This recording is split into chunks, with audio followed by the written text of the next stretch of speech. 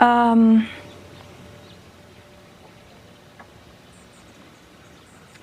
just trying to decide if I'm comfortable even talking about that. This One's Wife. Netflix kicks them into action.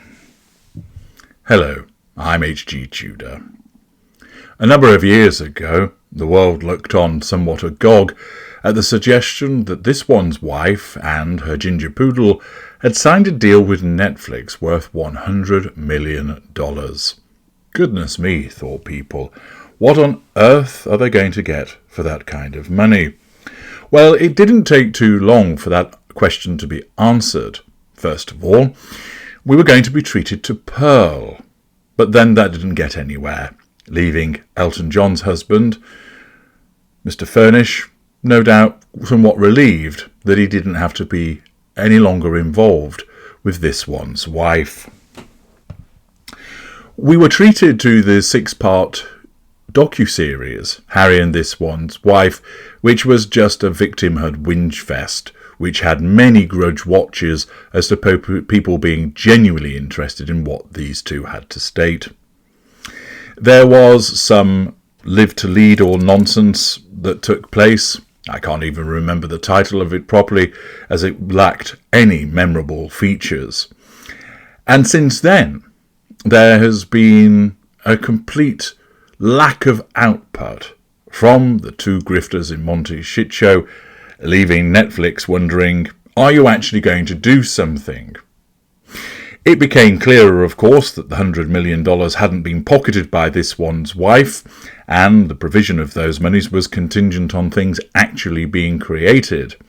And Netflix bunged them some money to purchase the rights to a book about something to do with a lake, and as yet, nothing has appeared.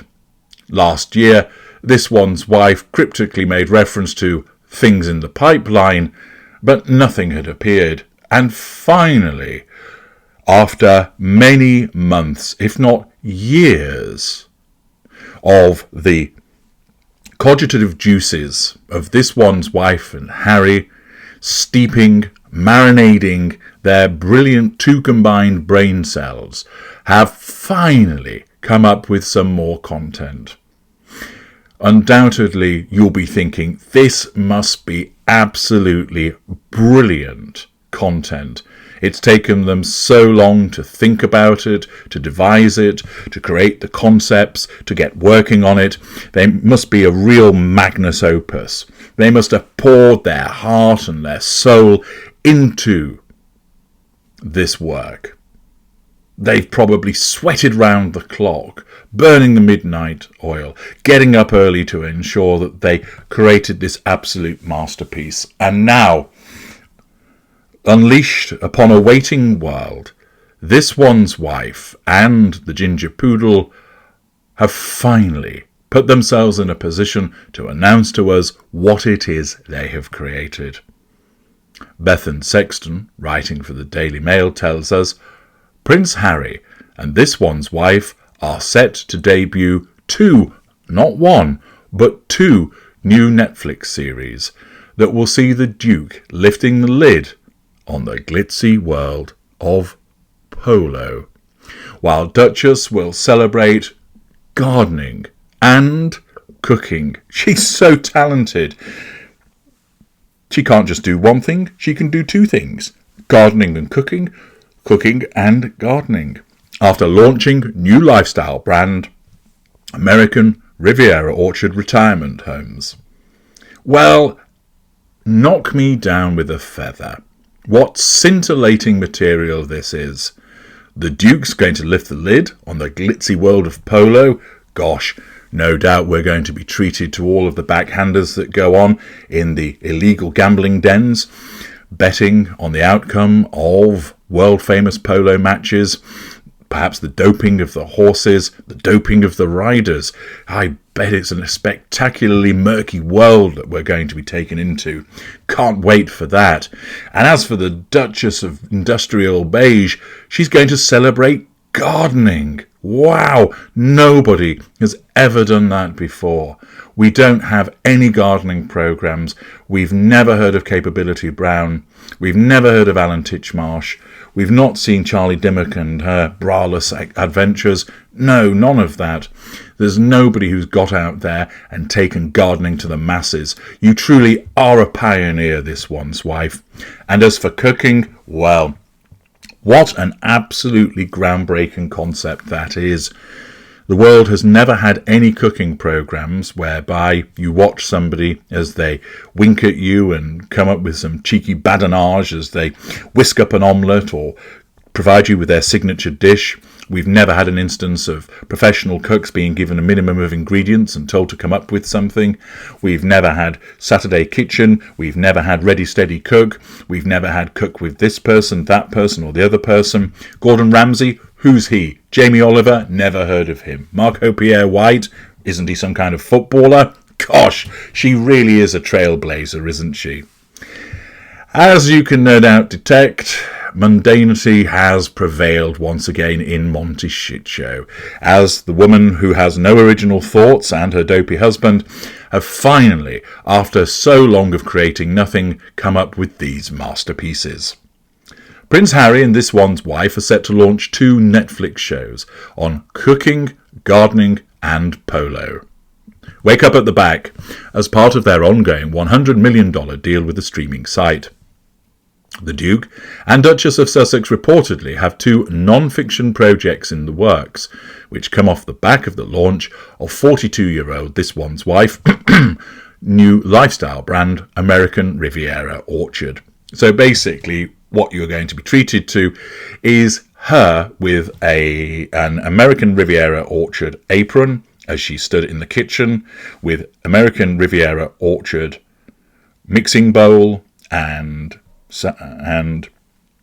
various receptacles and utensils which can all be available to buy. Wouldn't surprise me if it flashes up on the screen that you can press this button now and order your own rolling pin of misery or whatever it might be. And ditto when she's in the garden, there'll be the ARO shovel, the ARO trowel, the ARO basket. On it will go. It's just simply QVC rebranded as ARO. According to Deadline, the couple's new on-screen ventures will give them each a change to explore activities close to their hearts. While the Duchess will focus on lifestyle-centric topics like gardening and cooking in a move that will likely allow her to cross-promote her brand, not likely, definitely, the Duke will delve into the world of professional polo, a sport that he has played since he was a child. Yes, that sport for all, polo. The shows come as part of the deal brokered between the production arm of the couple's company Archwell and the streaming giant back in 2020, which was worth a reported $100 million. The first series, and I'm sure you can't wait, will see this one's wife celebrate the joys of cooking, gardening, entertaining and friendship. Who's she going to find to be in that then? Her doing the cooking, her doing the gardening, her entertaining herself in a mirror. She hasn't got any friends. She doesn't understand the concept of friendship. The show is being produced by Sony Pictures Television's The Intellectual Property Corporation, the company behind Hulu's The D'Amelio Show and A&E's Leah Remini, Scientology and the Aftermath. The Duchess of Sussex is set to be an executive producer for Archwell, alongside Chanel Pisnick, the company's head of non-fiction. So this one's wife is once again getting everybody else to do the work because she's too lazy to do so, which of course is a manifestation of her narcissism. Meanwhile, the second series will focus on the glitzy world of polo. It was primarily shot during the US Open Polo Championship in Wellington, Florida, at the USPA National Polo Center. The show will go behind the scenes of the sport, exploring what it takes to compete at the highest level. I should imagine a horse would be pretty integral into that. It is a topic that Harry is extremely well versed in, having been playing the sport since he was a child, with both his father King Charles and his brother Prince William also known to be firm fans of the game. The couple are huge polo fans, with Harry a regular at the Santa Barbara Polo Club with his team Los Padres, and this one's wife regularly showing up to try and steal trophies and get in on the action. The Prince will join This One's Wife and Fisnick as an executive producer on the second project. Fascinating stuff. And once again, this is only being done by virtue of the promotion of This One's Wife, so that she's able to assert control over the audience, that she's enabled to then draw fuel from people by way of their responses, and of course to lay her hands on that all-important residual benefit, money. It'll be interesting to see whether they are narrators or presenters. I doubt either of them will be particularly good at that. This One's Wife, of course, driven by her delusion, thinks she's a brilliant presenter, and you'll have to be subjected to those breathy, saccharine sex worker tones as she no doubt grips the black pepper and gives it a squeeze, twirling the end as if she's handling a dick on a yacht. It doesn't augur well, but it's entirely commensurate with the needs of her narcissism to keep pushing her to ensure that the world doesn't forget about her. But perhaps I'm being unduly cynical. Let's find out what those below the line think about it. Hazel Ann Lamore. Harry will join as an executive producer. Ah, yes. All those years of being an executive producer have given him the knowledge and experience to take this on, said nobody, sane or sober, ever. Kevin T explains, to be fair, executive producer is usually a vanity credit for someone who contributed nothing to the production. The regular producer is the one who does the work. Many questions. This should be good. When This One's Wife and Harry were first engaged, they famously wanted to roast a chicken and neither knew how to do it. Neither could cook. Now she's going to give classes. But finally I'll get some good advice about my polo game and my many ponies. Xena makes you wonder about the other ideas for a show that Netflix declined before settling on this one. A show about Netflix rejecting those ideas as more potential for it being watched. Mimic You, I Love You. This One's Wife show will celebrate the joy of friendship. Is it a comedy? As for Harry's Howl on polo, that's a sport that the average person cannot afford. Kaib. Isn't there enough cooking and gardening shows on TV? Not very original, and the ingredients will probably be expensive. Annie2013. Riviera means coastline. An orchard would never grow near the coastline because the dirt is too sandy.